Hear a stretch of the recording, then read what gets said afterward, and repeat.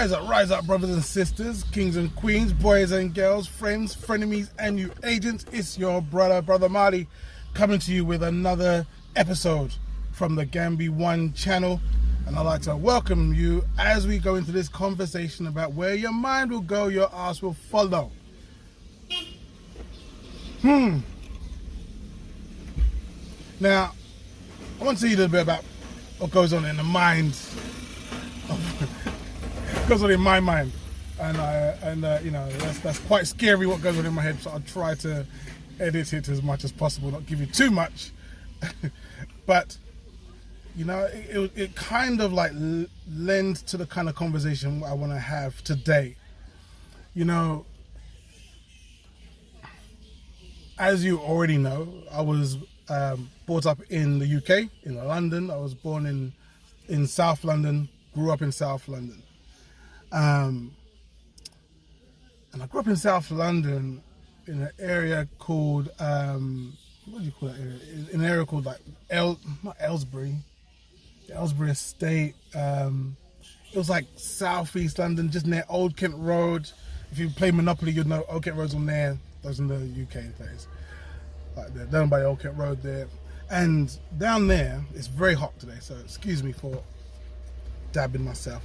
But down there is a very kind of like, it was a very National Front stronghold back when I was growing up in the whole Bermondsey area. And where I was, even though there was a lot of people from the black community had been placed there by the government, by the council, local council and so on, there was a lot of racism that went on in that area because of the fact that you had such a strong National Front presence in that area. And now they were being like bombarded with all these black people from the Caribbean and so on and so forth. And so, you know, I remember when the film Roots came out, and, you know, it came out in the UK, and it caused a mini riot in our school because, you know, the black people who were there were like, hold on a second, the way you lot have been treating our ancestors is out of order. That was the first time we knew about it for a lot of us. Like you know, this kind of like understanding of what slavery was like, what was slavery, why it happened, who it happened to, and who I am. That was the first time back when I was in secondary school that I started to realize as to what I'm doing here and who these people are around me. We had a mini riot in the wall of school because of that. My mum never called me Marley. My mum gave me a good Christian name. She called me Gregory. And I grew up being called Greg by everybody. And it didn't bother me until, like, you know, I started to study about my background and my history. And there was this, like, you know what I mean? Like, bashing of two sort of minds. We was brought up in a religious household. I was brought up as a Jehovah's Witness. And I would spend every Saturday, knocking door to door, telling people about how they're about to be saved by some white guy called Jesus. And you know, because I'm there knocking on the doors of the children who are going to my school, I'm being bullied non-stop. And you know, we was brought up as a single parent family, so money was tight. So you know, it was really about sort of like focusing on the new world coming and not worrying about too much of like how you're getting beaten up now, because soon all those bullies will be gone and you'll be able to like live a nice life, you know, looking after the animals. And it was only when I got to around about 16, 17 that I started to really worry. I was really getting into this deep, dark depression. Because what I was learning there was that if you're sinning against God, then you know you're on the list of people who are going to get in Armageddon, right? You're the one that's going to be going. And one of the sins that was bugging me the most was fornication. If you're having sex before marriage, you're dead. Fine, I could do that. But then it was like, if you even look at a woman as to wanting to do something sexual with her, it's the same as doing it with her anyway. So you're dead too, is what I understood.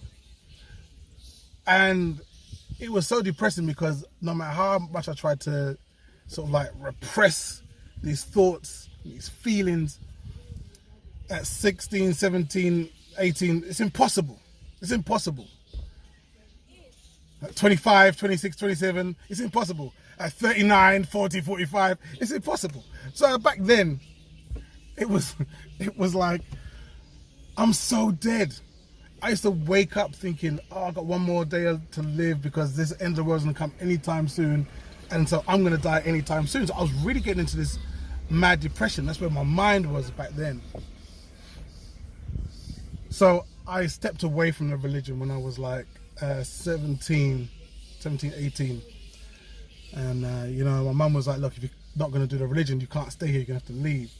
So I left out, I had no money, no job, no nothing. Stayed at a friend's house. And I literally like picked up my mattress, put it on my head, and then walked from my house. And those who know London will know it's a trek, because I walked from Camberwell from Elephant and Castle to Camberwell with a mattress on my head down the Wharf Road. I was so out of there. And that began my journey of getting to find out who I really am. And realizing that actually like who I really am is a question of you designing it, of you creating it, of you deciding from your mind who it is that you want to be. What's important to you in this world? What's important to your future? You know, it's not all smooth sailing, obviously, because you're coming from like one paradigm, one sort of like mindset to a whole nother mindset. So there's a lot of mistakes and accidents and, you know, regrets that I have. But you know, it was probably about about 9 years ago, maybe 8 years ago, I chose the name Marley. And the reason why I chose the name Marley was because I was so inspired by the story of Mansa Musa and how this ancient ancestor of ours had so much wealth, so much power, so much influence, and what he chose to do with it was to share that. And I found that like so boom, you know, because people that I was seeing around me, the whole thing was like, you know, you got to accumulate power, accumulate wealth, accumulate influence so that you can then dictate and abuse other people. That's the paradigm growing up in the 80s and 90s. And it still is, and even worse now with people like Bill Gates and Zuckerberg running around. So, you know, it was like, that really spoke to me. And that's why I chose the name Marley, because that's where that brother was from.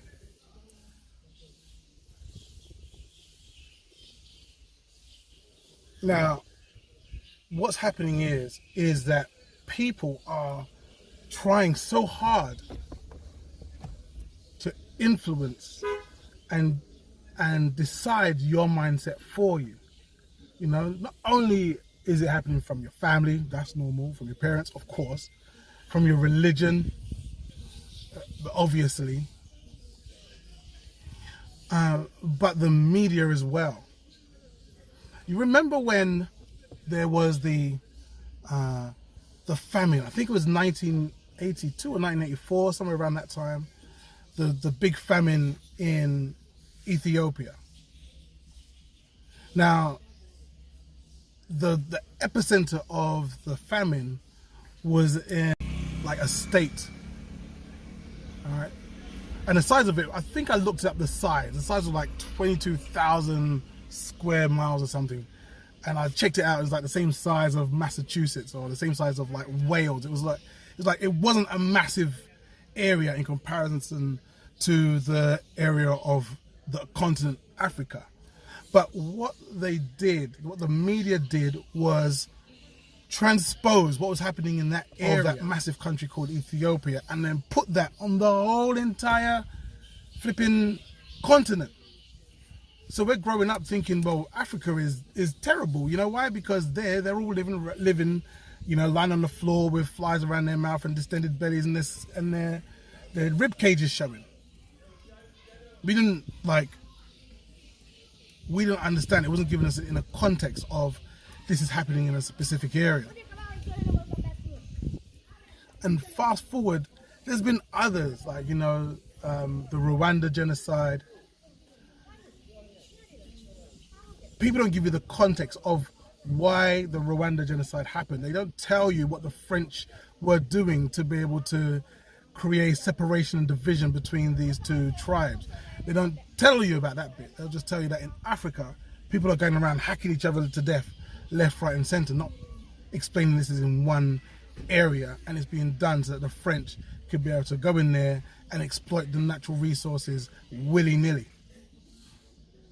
There was Coney, I think it was like 2016, I think it was, something around that time.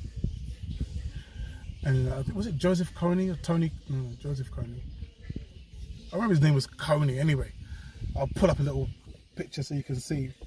But he was there as well, you know, creating or doing the work of his European handlers to make sure that they were making enough destabilization in the area so that the French could go in, or the Belgians could go in there and continue to rape and pillage that most rich of countries in the continent, the very epicenter of this continent. And I remember when I was young growing up, there was this TV show called Carry On. They'd have like different kind of settings for these different Carry On movies. So you'd have like Carrying On the Buses, Carrying On Holiday, or Carry On some others. And one was Carrying On Up the Jungle. And Carry On Up the Jungle was about these intrepid, brave explorers who go into the jungles of Africa. Now, anyone who knows anything about geography knows that the jungles of Africa don't really exist. Like, there isn't that much in the way of jungle over here. Most of the jungles are over in South America, in Asia, so on and so forth. And what they have in Africa is mostly like Great Plains and so on. But anyway, needless to say, the story goes on to show how these intrepid explorers meet up with these indigenous, savage Africans who are walking around in grass skirts and bone through their noses. Let me say no more. Watch the clip.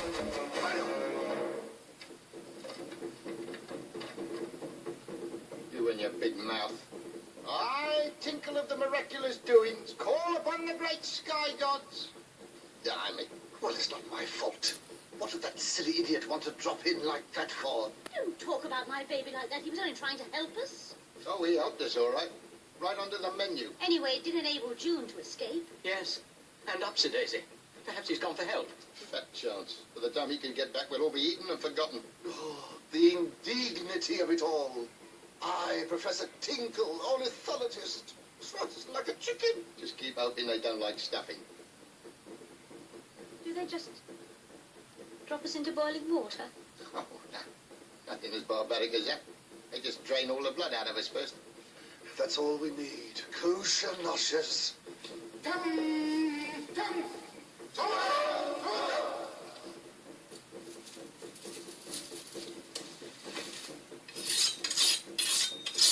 There he is, the head chef.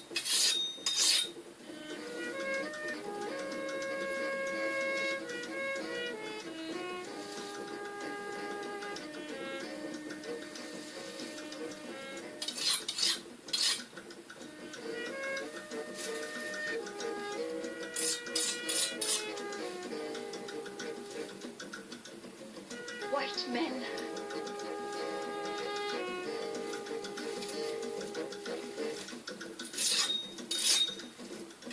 Bueno.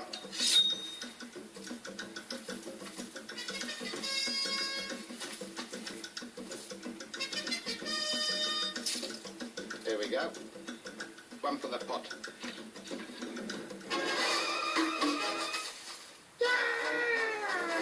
Blimey, double top.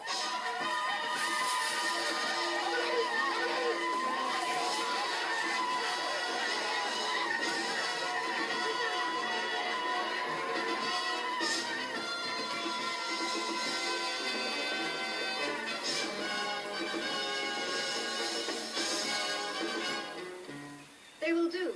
Untie them. The thing that,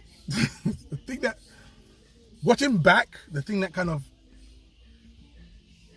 upset me first was how useless and dotish they had those African men being. The second was the Amazonian women all being blonde and breasty, and how they're like, ooh, white men. But the thing that really upset me was I was watching it as a child and learning that's what Africa is. So my mindset back then, as a young, impressionable Jehovah's Witness boy called Greg, depressed, thinking about how he's going to die soon, is I really wish that, you know, I could get on with these white people, and I want to be like these other people and have one of those blonde women like the ones in the Carry On movies. That to me was what was successful. That to me was what was good. And when I get to studying and getting to learn the majesty of who we really are and what I'm turning my back on,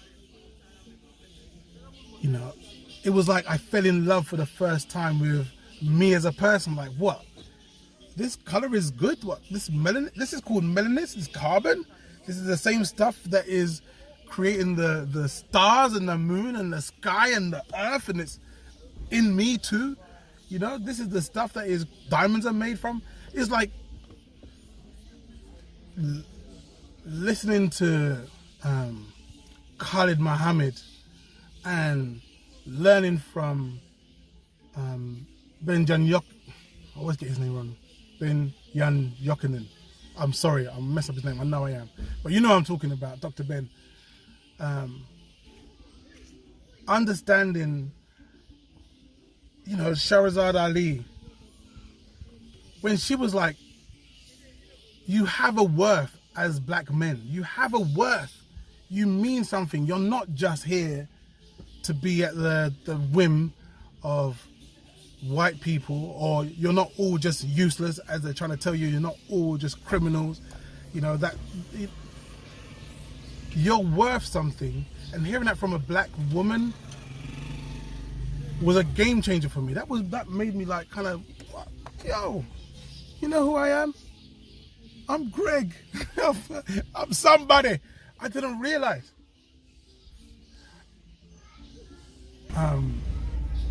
So now that, you know, I've been going through this whole evolution,